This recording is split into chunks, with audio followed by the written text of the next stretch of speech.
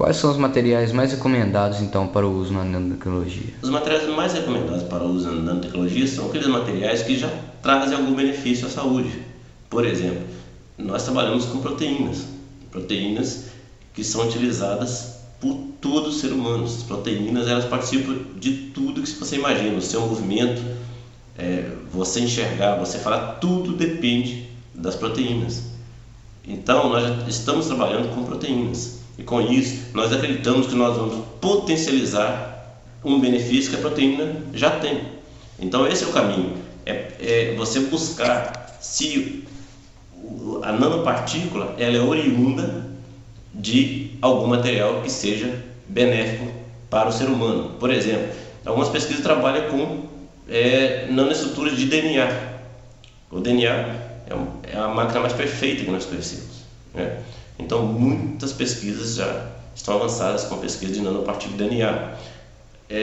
Outras ribonucleases estão sendo produzidas, proteases, nanoproteases estão sendo produzidas, ou seja, nós estamos trabalhando com partículas que já possuem um efeito benéfico para o ser humano e que podem ser eventualmente degradadas com facilidade na natureza.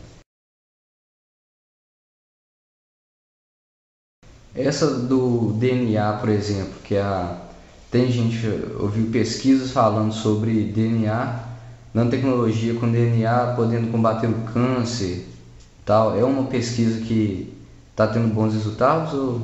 Os resultados são excelentes porque o DNA eles fazem parte naturalmente das células.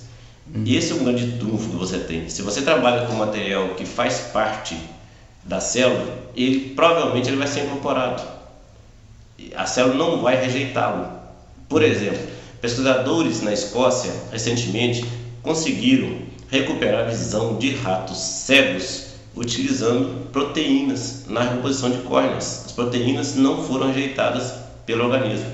E o DNA ele tem uma capacidade muito grande. Para você ter uma ideia, o DNA de todo o planeta, se você conseguir reunir o DNA de todo ser humano no planeta, você vai ter uma extensão de 11 milhões de quilômetros de DNA.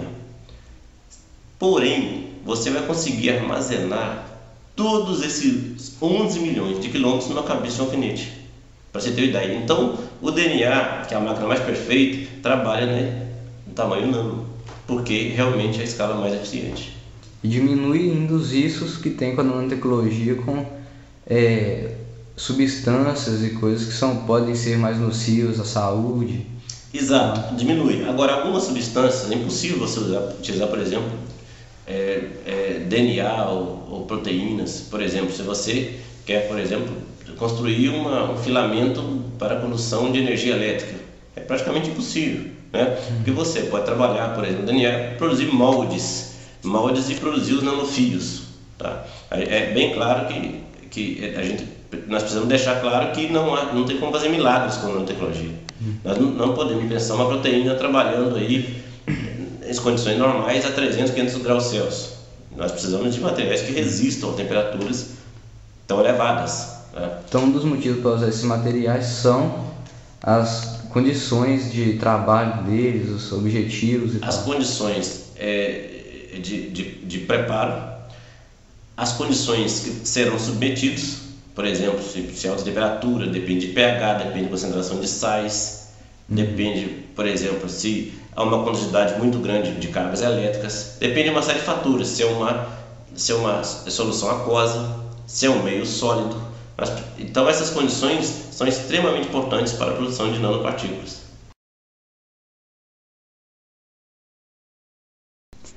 Então, como são produzidas essas nanopartículas? Nós temos dois caminhos básicos para a produção de nanopartículas.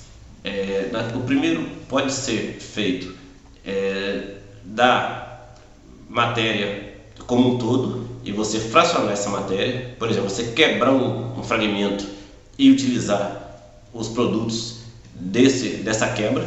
Por exemplo, você pode quebrar uma estrutura, uma pedra, por exemplo, e utilizar só os minerais dessa pedra. Tá? Você pode quebrar uma proteína grande e trabalhar só com os aminoácidos dessa proteína, por exemplo. Ou nós podemos trabalhar como a natureza trabalha, que é montagem molecular.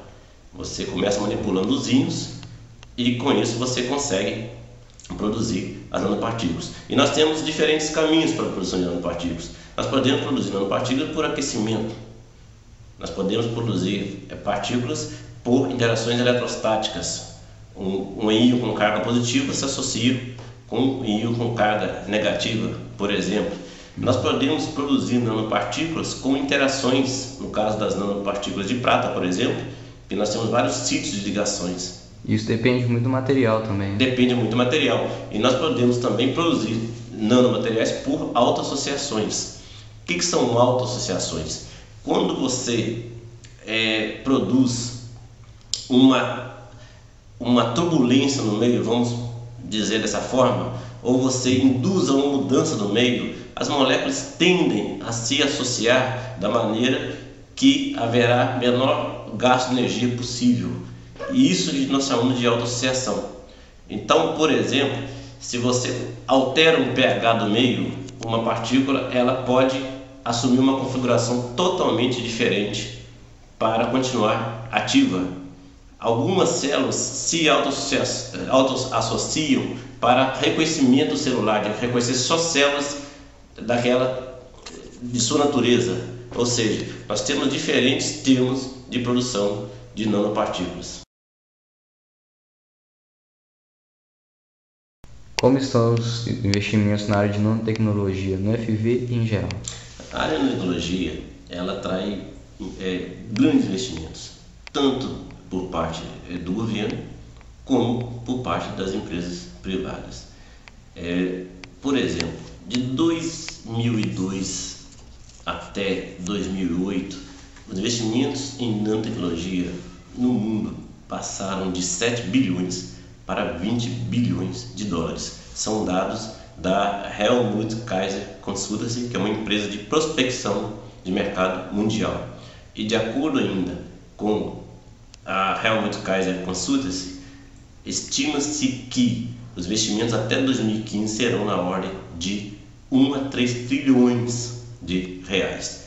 Acredita-se que na UFV nós alcançamos investimentos aí na ordem de 1 milhão de reais em equipamentos, sem contar os investimentos em recursos humanos, onde nós tivemos vários estudantes com bolsa de mestrado, de doutorado, de iniciação científica e além de interações com várias universidades e outros países. Nós temos vários estudantes trabalhando com nanotecnologia, Portugal, Estados Unidos, ou seja, a área de recursos humanos também está sendo muito beneficiada com os recursos da nanotecnologia. Sendo estruturas tão pequenas, como é possível esse manuseio?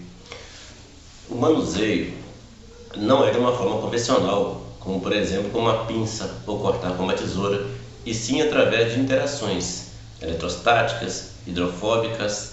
Então é imprescindível que, ao se trabalhar com nanotecnologia, entenda-se todos os aspectos que estão relacionados nas reações que vão ocorrer. Eu posso trabalhar com o cálcio, fazendo pontes entre proteínas, ligando-se as cargas positivas de cálcio com aminoácidos de carga negativas, e com isso obter grandes estruturas. Eu posso produzir um composto hidrofóbico numa solução aquosa, desde que adicione um composto que faça interação entre óleo e água, que são immiscíveis, e aí conseguir produzir estruturas, esferas, no sistema aquoso, mesmo utilizando gotículas de óleo.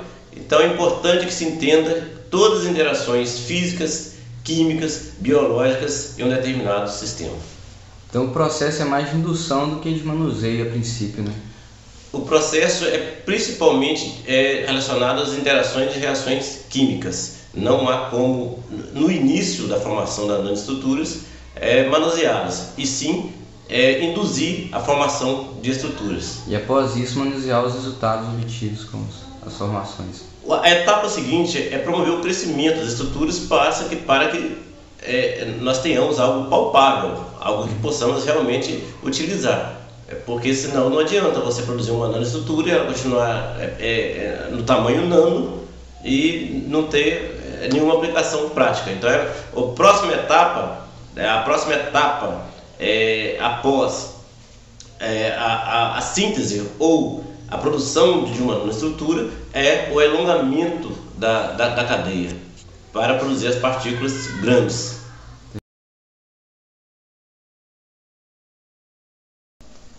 Você acha que a nanotecnologia pode auxiliar na cura da AIDS?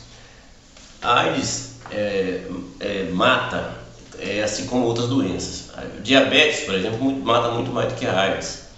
E na nanotecnologia já foram estudados dispositivos que, ao serem liberados no sangue, vão promover o controle da diabetes. Da mesma forma, em fevereiro desse ano, 2013, foi anunciada a cura funcional da AIDS. O que é a cura funcional da AIDS? Significa que o vírus não foi eliminado, mas ele não conseguiu crescer nas condições estudadas.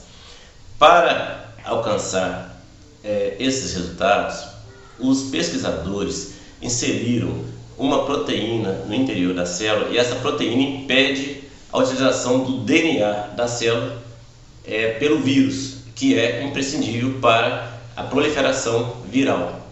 Então, a nanotecnologia pode auxiliar no aperfeiçoamento da técnica, uma vez que se trabalha com proteínas de tamanho nano.